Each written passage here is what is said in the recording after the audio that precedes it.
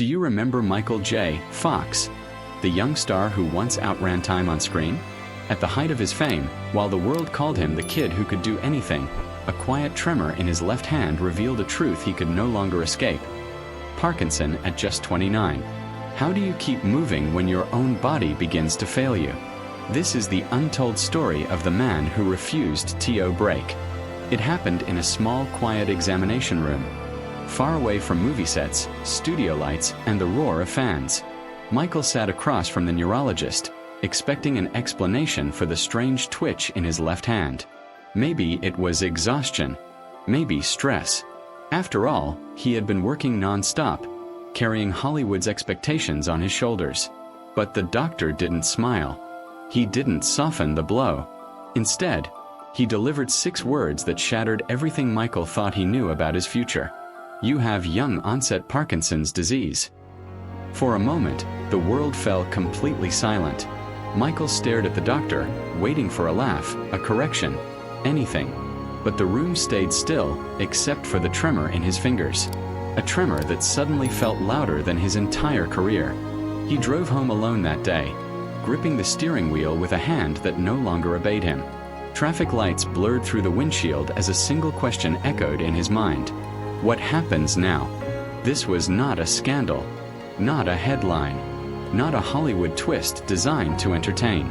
This was the beginning of a private war, one he would fight in silence for years. A battle against fear, denial, collapsing identity, and the terrifying possibility that everything he had built might disappear before he turned 30.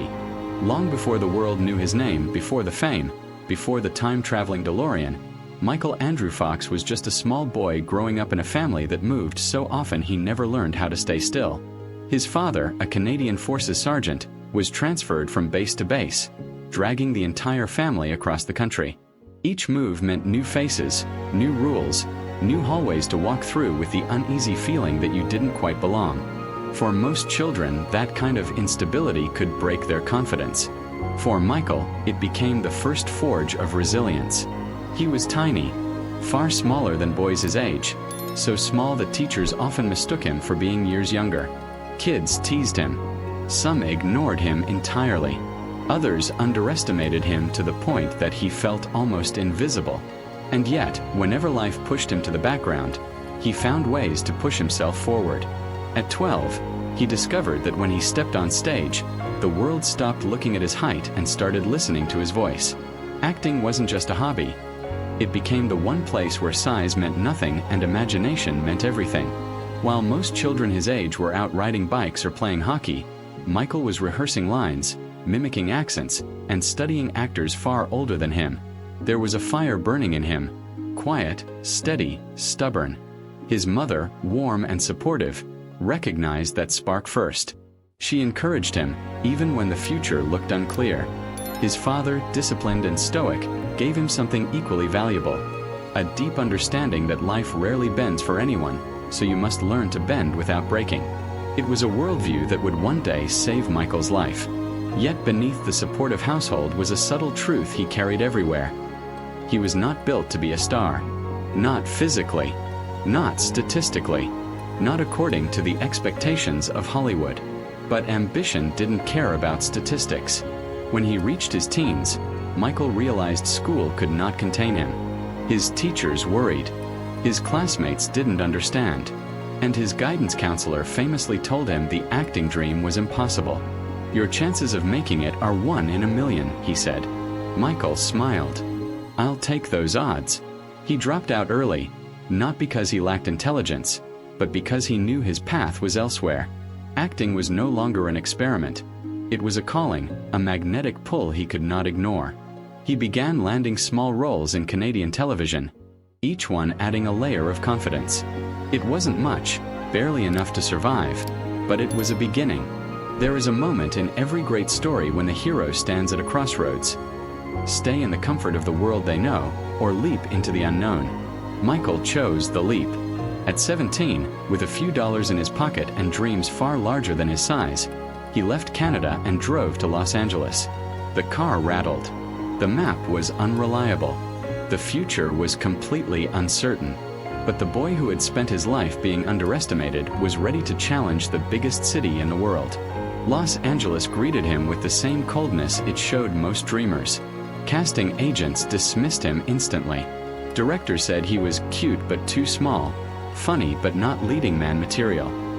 Some told him outright, "You'll never carry a Hollywood movie." But this wasn't news to Michael.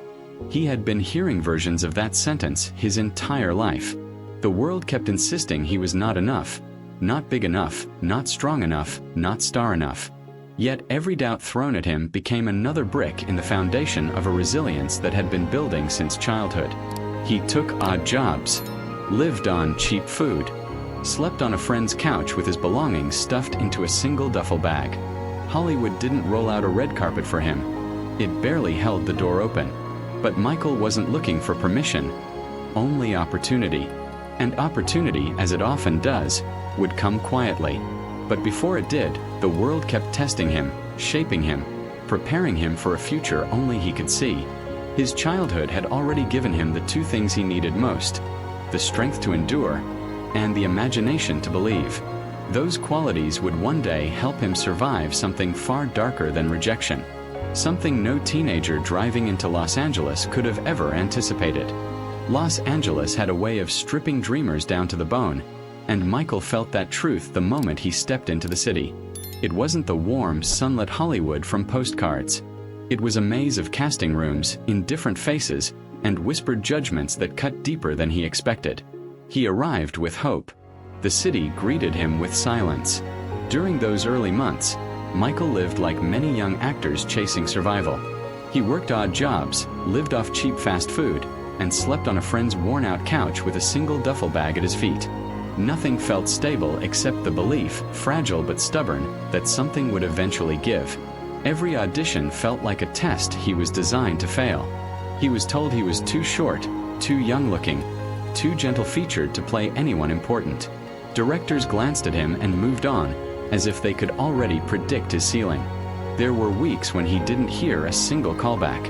Some nights, alone in a small apartment that didn't even have a proper kitchen, he wondered whether he'd made a mistake leaving Canada. But quitting wasn't a language his childhood had taught him. He learned to navigate the casting circuit with a kind of quiet persistence. He showed up prepared, even when no one seemed to care. He studied the actors he admired and rehearsed long after others went home. He sharpened his instincts, his timing, his comedic intuition. He may not have been the biggest presence in the room, but he often became the most memorable. And then, almost imperceptibly, the tide shifted. In 1982, Michael was offered an audition for a new sitcom called Family Ties. The network initially rejected him. They thought he was too small, too young, too unknown. But when producer Gary Goldberg saw his tape, he sensed something others had missed. A spark that couldn't be taught, an authenticity no acting class could manufacture. Michael was cast as Alex P. Keaton, a role that would forever reshape his life. From the first table read, he electrified the room. His delivery, sharp and quick like a reflex. His expressions, precise yet unpredictable. His comedic timing, almost unervingly natural. It wasn't long before he became the beating heart of the show. But success came with a cost. As Family Ties soared in popularity, Hollywood began circling. Casting directors who once brushed him aside now asked for meetings. Studios saw something bankable in his charisma. And though he was still physically small, his presence had grown colossal. Yet one of the biggest turning points came disguised as chaos. He was offered the lead role in Back to the Future, but only after another actor was fired 6 weeks into shooting. It was an impossible situation. Michael had to shoot Family Ties during the day and Back to the Future overnight. He slept 3, maybe 4 hours a night, racing from studio to studio like a ghost lit by adrenaline. He was 23, exhausted, and working beyond the limits of his body. But he was also living the dream he had chased across a continent. Those sleepless nights forged the version of Michael the world fell in love with. The quick-witted, unstoppable young star who could carry an entire movie on his shoulders. What people didn't see was the cost. The aching bones, the ringing exhaustion, the subtle tremors beginning to whisper beneath his skin. Michael didn't know it yet, But the life he had sacrificed everything to build was about to collide with a darkness he could neither predict nor outrun. By the mid-1980s, Michael J. Fox had become something Hollywood hadn't seen in years. A phenomenon that felt both unstoppable and completely effortless. He wasn't just popular. He was magnetic, the kind of star whose presence shifted the air in a room. Audiences adored him. Studios trusted him. Critics praised him with a tone that hinted they knew they were witnessing something rare. Back to the Future exploded across the world like a cultural supernova. One moment he was the young actor sleeping on a borrowed couch. The next, he was Marty McFly, an international icon whose image appeared on posters, lunchboxes, magazine covers, and bedroom walls from Los Angeles to Tokyo. Children wanted to be him. Teenagers imitated his swagger. Adults saw in him a spark of youth they thought they'd lost. Michael had become the face of possibility. Yet the true miracle was how he sustained it. While most actors were lucky to carry one hit project, Michael carried two: Family Ties by day, Back to the Future by night. His schedule was the kind of impossible grind that would break almost anyone else, but he approached it with a mix of humility, adrenaline, and the stubborn belief that he had already survived harder things. During interviews, he joked about his sleepless schedule. He smiled for every camera.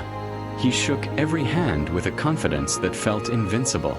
But beneath the surface, the strain was building. From a distance, his rise looked perfectly polished. Awards, Emmy wins, sold-out fan events, talk shows begging to have him on. But up close, fame was fast, loud, and relentless. His life became a blur of flashing lights, roaring crowds, constant travel, and scripts piling higher than he could read them. His body, small but fiercely determined, absorbed every hit. And yet Michael didn't slow down. He couldn't. Not when the world wanted more of him every day. He starred in film after film: Teen Wolf, The Secret of My Success, Light of Day, each showcasing a different shade of his range. Hollywood loved him because he was charming, relatable, and effortlessly genuine. There was no ego, no pretension. He was the kind of star who felt like someone you already knew. But even as the world praised him, Michael carried with him a quiet truth. He had built his entire career by outrunning doubt, fear, and limitations. Every success felt like another victory against the expectations that had once told him he wasn't big enough, wasn't strong enough, wasn't leading man enough. Now he stood at the top of the industry, proving all of them wrong. Still, the higher he rose, the more fragile the altitude became. During long nights on set, Michael sometimes felt small flickers in his left hand. Tiny tremors he dismissed as exhaustion. He had pushed his body harder than most people ever would. Surely this was just fatigue catching up.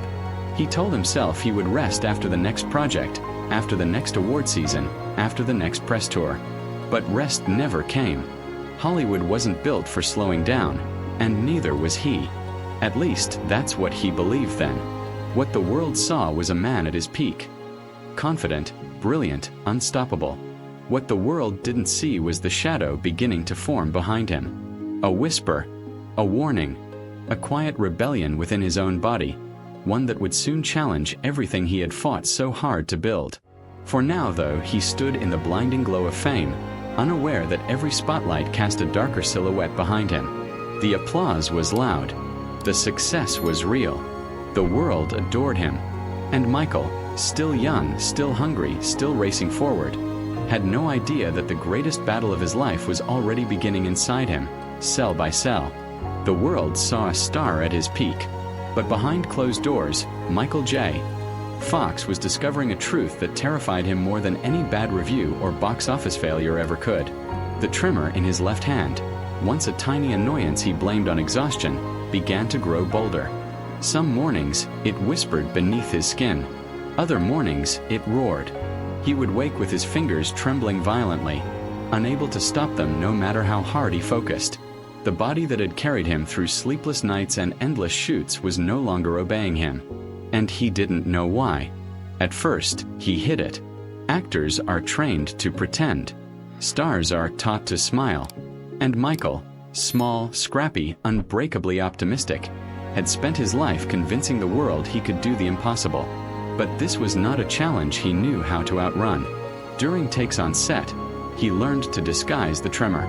He shoved his left hand into his pocket. He held props in oddly tense grips. Makeup artists powdered trembling skin without asking questions. Directors, blinded by his talent, rarely noticed or chose not to.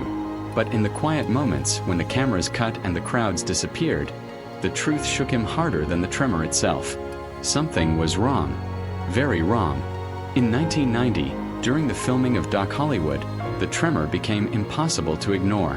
Michael's body, his instrument, his livelihood, was glitching, misfiring, betraying him. His wife, Tracy Pollan, noticed the strain in his eyes before he said a word. He smiled at her to keep her calm. The smile didn't reach his eyes. Weeks later, sitting in a medical office far from the glow of fame, Michael heard the 6 words that shattered his world. "You have young-onset Parkinson's disease." He was 29. 29. Actors twice his age weren't hearing that diagnosis. People in their 70s were. The doctor explained the progression, the symptoms, the future, the uncertainty. Michael nodded, but his mind drifted as if he were floating outside the room. Parkinson's was not just a condition. It was a sentence, a lifelong shadow, a slow erosion of control. And for someone whose career depended entirely on precision, timing, expression, Parkinson's was a thief coming for everything. For weeks, Michael told no one. He woke up each morning hoping he had imagined it. But the tremors always reminded him it was real. He began drinking, not for pleasure but for silence. Alcohol blurred the tremors, softened the fear, numbed the panic clawing at his chest. Nights became hazy, mornings brutal. He hid bottles from Tracy, from friends, from himself. He would wake on the bathroom floor with no memory of how he'd gotten there.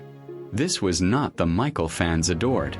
This was a man drowning in a secret he could not bear to face. He kept acting, kept smiling, kept performing the role of Michael J. Fox, unstoppable actor, even as his real identity fractured beneath the surface. Between takes, he clenched trembling hands. During interviews, he locked his body into stillness through sheer willpower. But willpower cannot cure biology. There came a day, one he rarely talks about, when he held his newborn son, Sam, in his arms, only to feel his hand shake uncontrollably. He feared he might drop his own child. The terror was primal, immediate. His son looked up at him, eyes wide and trusting, unaware that his father was fighting to hold on with every ounce of strength he had left. That night, Michael sat alone in the living room long after Tracy had gone to bed. The house was silent except for the tremor tapping against the arm of the chair. He stared at his shaking hand and felt something inside him crack. I wasn't afraid of dying. I was afraid of not living.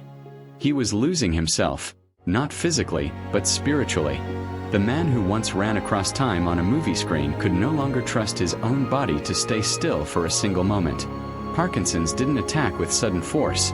It eroded, chipped away, wore him down. He forgot what it felt like to wake with a calm body. He feared public events, not for the crowds but for the possibility that someone might notice the tremor he fought so hard to hide.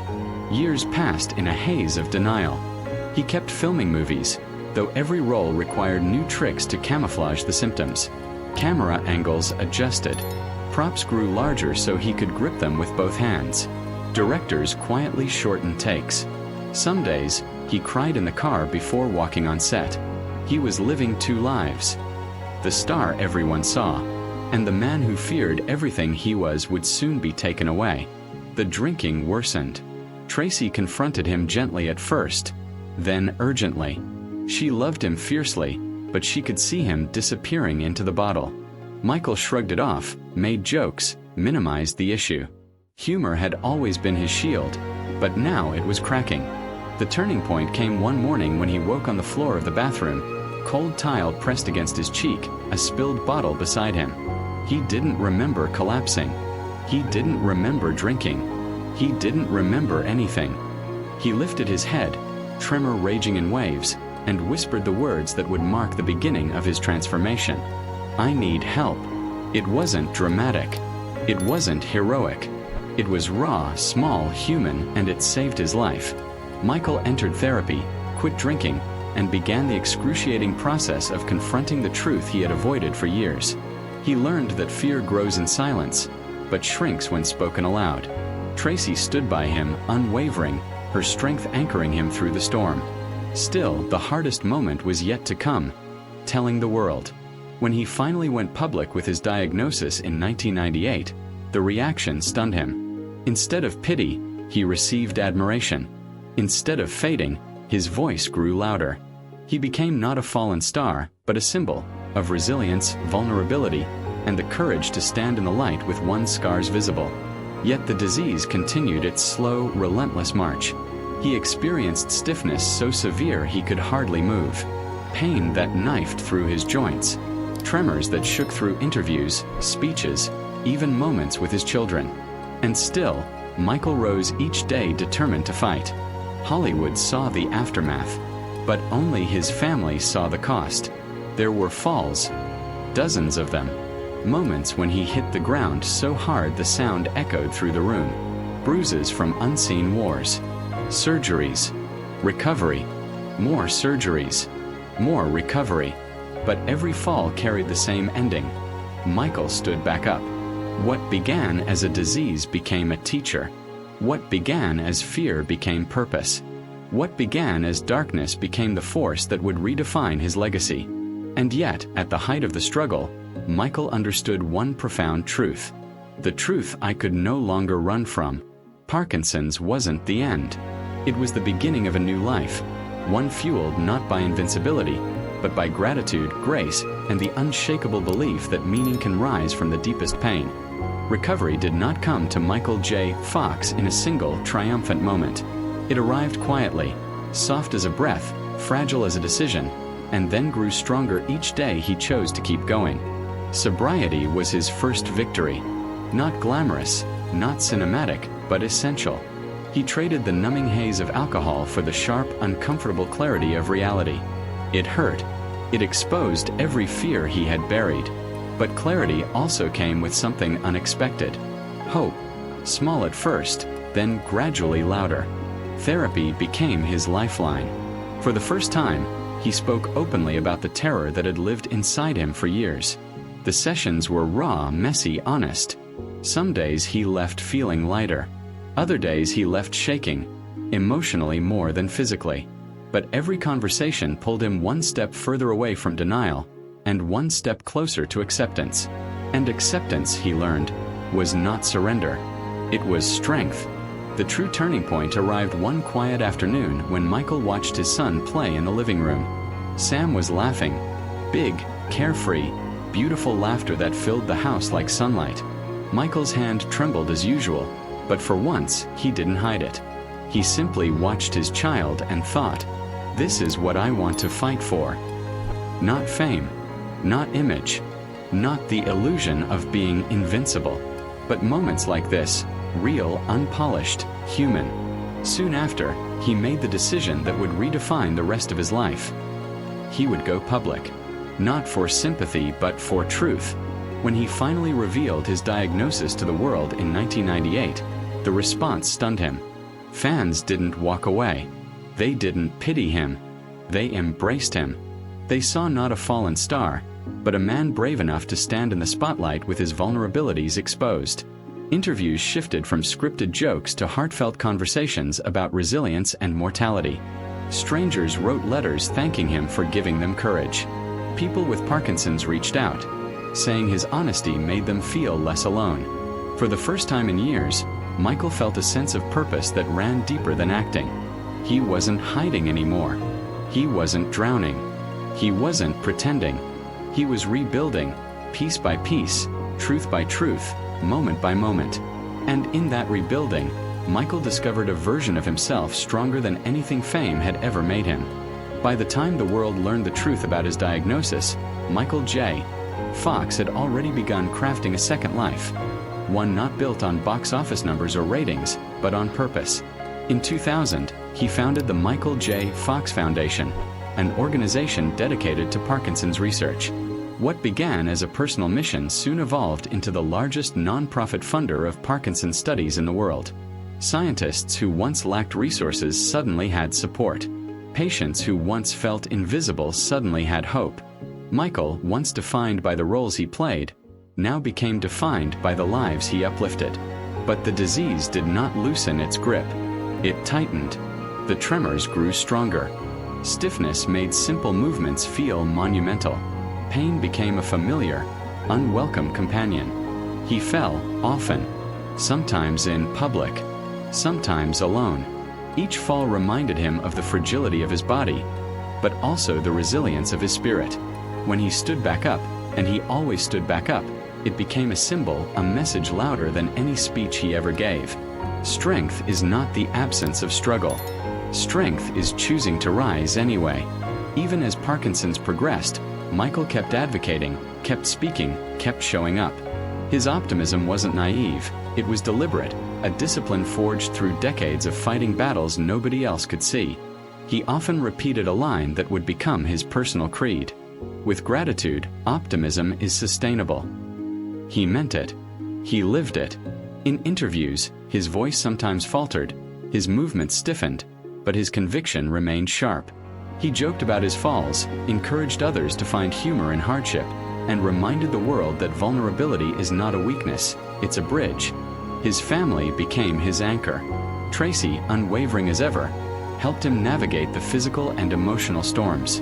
His children grew up with a father who taught them, by example, that courage is not loud but steady. And though acting gradually became impossible, his influence only grew. Books, speeches, campaigns, global recognition. He stepped away from the screen but stepped deeper into the lives of millions. Today, Michael's legacy is not just the beloved characters he portrayed. It is the revolution in Parkinson's research, the community he helped empower, the hope he brought to people who once felt hopeless, the reminder that a diagnosis may change your path, but it does not have to define your story.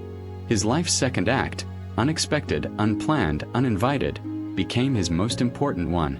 And in that act, Michael J. Fox transformed from a star into a beacon.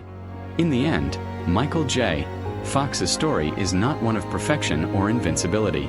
It is a story of a man who lost control of the one thing he depended on most, his body, yet found strength in places he never thought to look.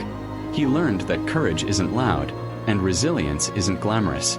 Sometimes courage trembles. Sometimes resilience falls. But both rise when called upon.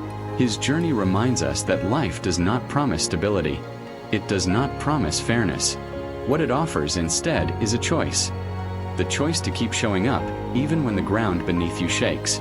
Michael did not rise in spite of Parkinson's. He rose with it, beside it, through it, turning pain into purpose and purpose into legacy.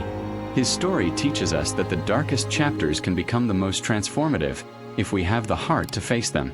And as the world continues to watch him walk, stumble, speak, laugh, and live with remarkable grace, we are left with a question, one that echoes far beyond his life into ours.